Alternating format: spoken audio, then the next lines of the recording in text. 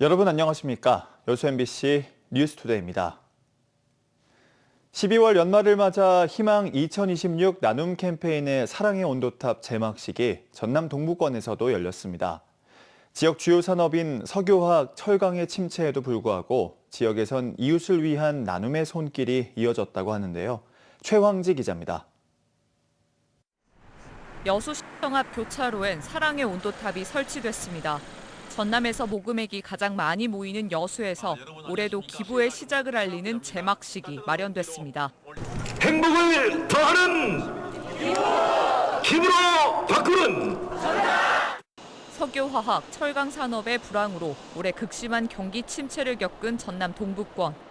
하지만 여수에선 산단 입주 기업들의 지역 공동체를 위한 나눔이 이어졌습니다. 이날 행사에서만 민간, 공기업 등 7곳이 9,900만 원을 기부했습니다. 경기에 너무 솔직히 안 좋은 것 같습니다. 여러모로 어렵다고 또 누군가 안 해버리고 어렵다고 힘들다고 또 안 한다면 그럼 누가 할까 싶어서.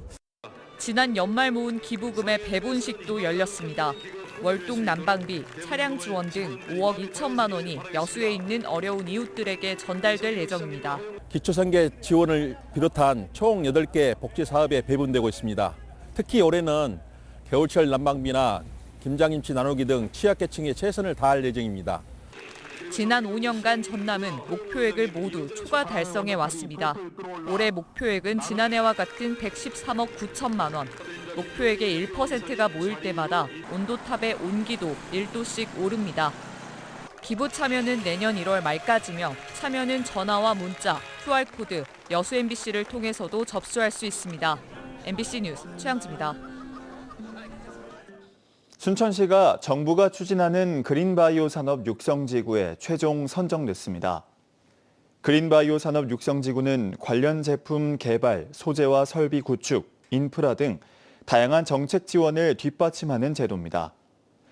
순천시는 그린바이오 산업 전진기지로 조성 중인 옛 승주군청 일대를 대상지로 신청했으며 농식품부의 종합 검토와 평가를 거쳐 최종 선정됐습니다. 올해 공모에서 전남은 순천을 비롯해 곡성과 나주, 장흥 등이 포함됐습니다. 전남 여자만이 국내 최초 국가해양생태공원으로 지정됐습니다. 해양수산부는 국가해양생태공원 지정, 운영 추진 전략을 수립하고 전남 여자만과 신안, 무안, 경북 호미반도 등 총 4곳을 국가공원으로 지정했다고 밝혔습니다. 순천만을 포함한 여자만은 철새 도래지 등 환경적 가치가 우수하다는 평가로 앞으로 정부는 일대 해양 자산의 가치를 보존하고 지속 가능한 이용을 위해 공원으로 직접 지정해 관리할 계획입니다. 전재수 해수부 장관은 국가해양생태공원을 생태계 보전과 지역경제 활성화를 동시에 실현하는 선순환 모델로 만들어가겠다고 말했습니다. 광양만권이 해남과 함께 전남 지역 데이터 센터의 양대 거점으로 성장할 잠재력을 가진 것으로 평가받고 있습니다.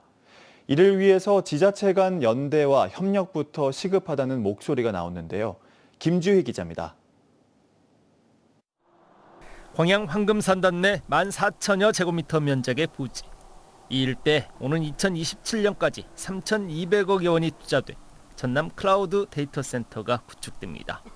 전력 소요량 13.2메가와트급으로 현재 일괄 또는 개별 임대를 위한 협의 절차가 진행되고 있습니다. 최근 광양만권은 지역산업의 혁신과 지속가능한 성장의 동력이 될 데이터 센터의 최적 입지로 주목받고 있습니다.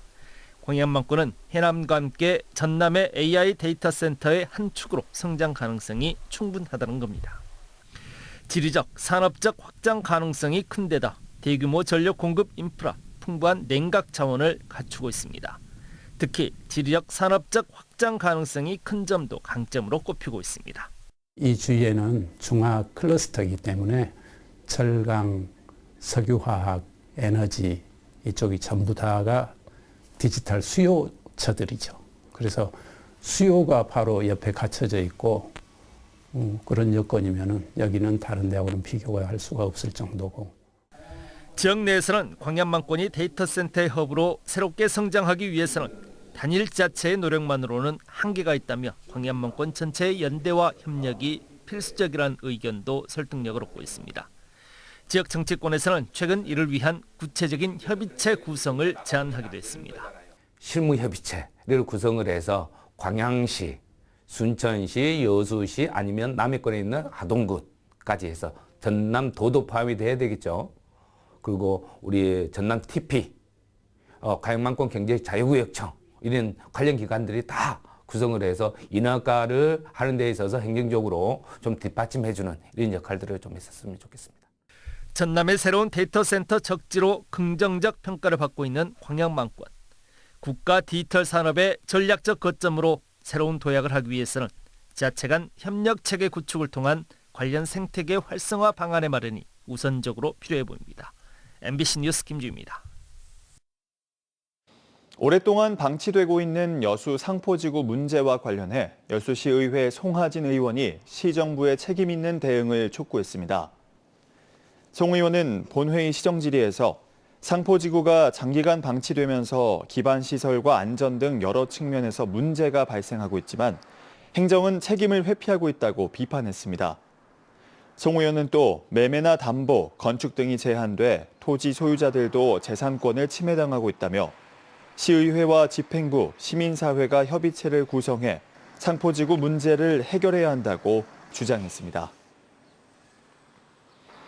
여수 산단과 인근 지역에 추진되고 있는 LNG 복합 화력발전소 건립 계획에 대해 지역 환경단체가 전면 재검토를 촉구했습니다. 여수 환경운동연합은 어제 성명을 통해 지역에서 추진 중인 LNG 발전소 6곳의 설비 용량은 2,600메가와트로 전력 과잉 공급을 초래하고 이로 인해 발전소 간 과도한 경쟁과 경제성 악화 등이 우려된다고 밝혔습니다.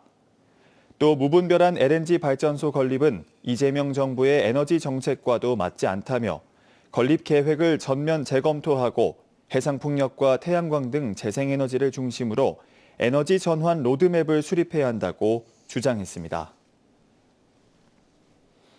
순천 대표 농산물인 오이가 이번 달부터 본격 출하되고 있습니다. 다른 곳보다 풍부한 일조량과 일교차가 큰 조건으로 맛과 품질 면에서 뛰어나 전국적으로 인기가 높은데요. 유민호 기자입니다.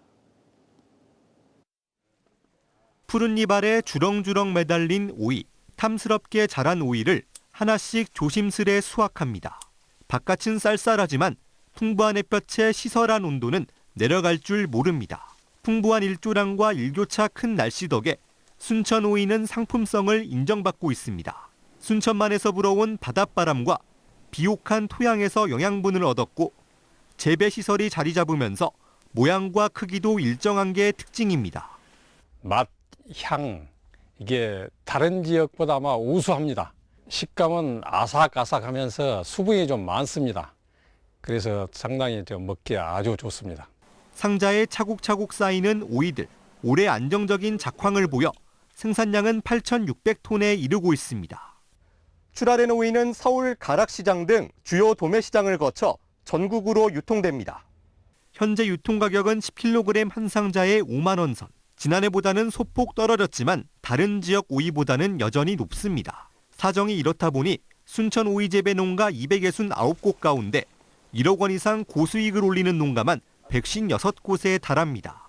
다만 내년 5월까지 출하될 계획인 가운데 최근 기름값이 가파르게 오르면서 난방비 걱정이 커지고 있습니다. 품질 관리를 위해 올 겨울을 잘 나는 게 중요해졌습니다. 다교 보호 컨테너가 온풍 난방기, 유동팬 환기장치 같은 것을 지속적으로 확대 추진해서 농가 난방비 절감에 도움이 되도록 하겠습니다.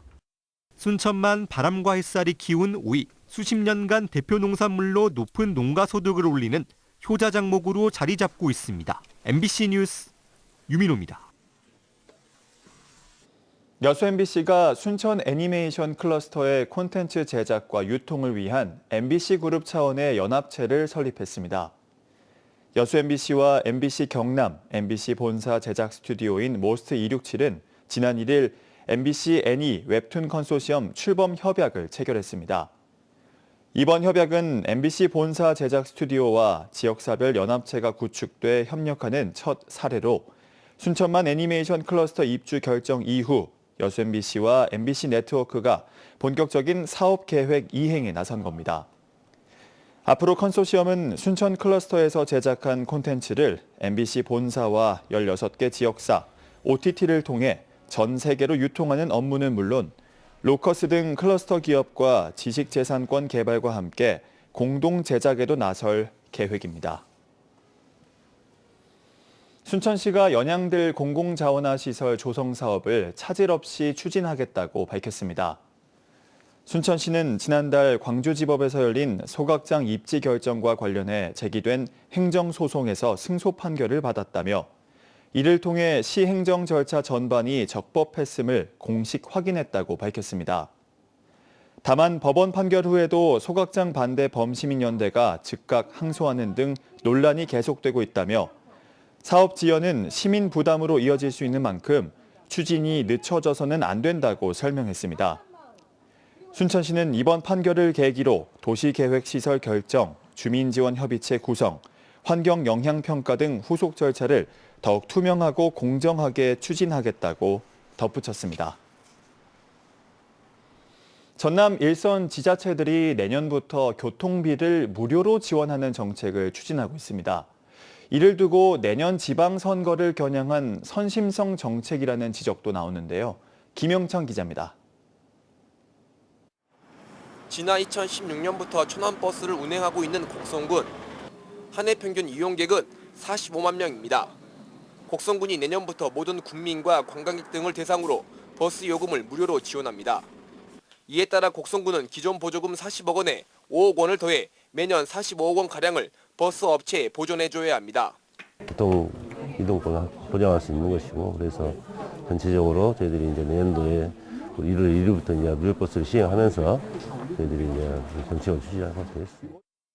곡성군뿐만 아니라 화성군도 내년부터 전 국민 또는 어르신 대상으로 버스 요금 무료 정책을 검토하고 있습니다. 대중교통 이용률을 높이고 이동권 보장을 통한 교통복지 실현이 가장 큰 이유입니다. 실제로 이제 인구가 줄다 보니까 이제 어르신들 다 보니까 그래서 한번 검토는 하고 있어요. 무료 버스 정책은 현재 전남 완도와 진도, 영암 등 3곳이 시행 중인데 전국 단위로 확산하고 있습니다. 그러나 재정 부담은 피할 수 없습니다. 구례와 장성, 담양, 보성 등 재정이 열악한 군 단위에서는 예산 문제를 이유로 엄두도 내지 못하고 있습니다. 저희가 매년 그 손실보상만 해서 25에서 한 30억 가까이 나가다 보니까 좀 예산 문제가 가장 크긴 큽니다. 곡성군의 경우 조성 내 군수의 공약 사업인데 내년 지방선거를 겨냥한 선심성 정책이라는 지적이 나오는 대목입니다. 이 선거에 임박해서 정책을 필 때 재정을 운영하는 부분에 있어서는 신중하게 판단을 해야 된다라고 생각을 합니다. 막대한 예산이 투입되는 대중교통 정책인 만큼 지방의회 예산안 심의에서 충분한 검토와 점검이 필요해 보입니다. MBC 뉴스 김영창입니다. 광양시가 산업위기 선제대응 지역 지정에 따른 후속 대응 사업에 나섰습니다. 광양시는 산업통상자원부의 산업위기 선제대응 지역 지정에 따라 지역 철강산업 연관 중소, 중견기업들의 자금 유동성 확보를 돕기 위해 신규 운전자금 대출에 대한 이자를 최대 3%포인트까지 지원하는 2차 보전 지원 사업에 본격 착수했습니다. 시는 지역 기업들에 대한 이번 2차 보전 지원 사업이 지역 경영 부담을 완화하고 철강산업 위축에 따른 선제적 대응에 실질적인 도움이 될 것으로 기대하고 있습니다.